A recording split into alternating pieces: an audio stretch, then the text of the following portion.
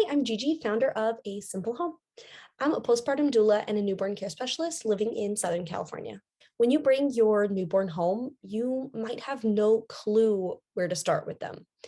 What do you do with this baby all day? When do they sleep? When do they eat? So this video is going to explain how you can start with a simple routine for your newborn. Let me start by defining the difference between a schedule and a routine. A schedule has specific times, and this doesn't really work for a baby because they have no concept of time or even a circadian rhythm that tells them day or night. That's why you should aim for a routine, which is when you perform a series of activities in a certain order, not a specific time.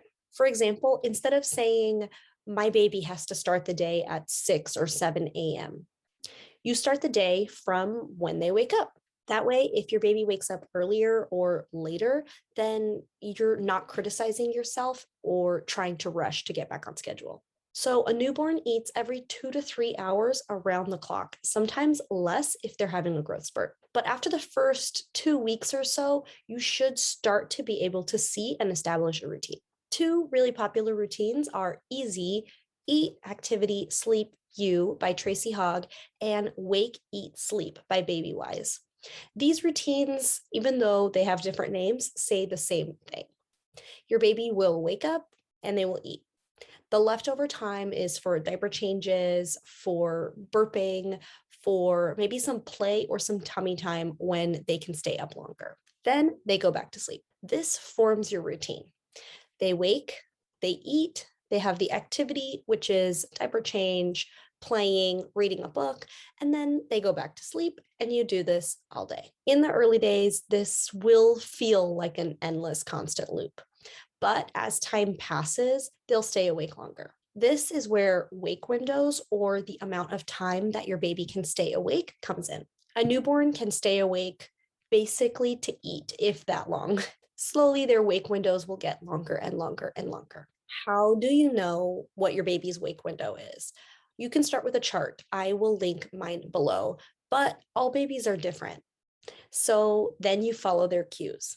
If you start to rock them and put them to sleep and they are wide awake staring at you, maybe you need to stretch that out a bit. But if they're screaming and they can't calm down, they might be overtired and you need to shorten their wake window. Here are some tips to make your routine support healthy habits. Make sure that during the day, they are in bright areas and you don't let them sleep longer than 2.5 hours. If they're not eating constantly during the day, they're going to make up those feeds at night and you will have a hard time getting them to sleep longer stretches. Second, keep things dark at night. Don't chat or play. Let them know that it's time to sleep. Next, create routines to let your baby know what's coming. Try singing the same song during diaper changes or follow a pattern like change into a sleep sack or swaddle, put on the noise machine, and sing a song before nap time or bedtime.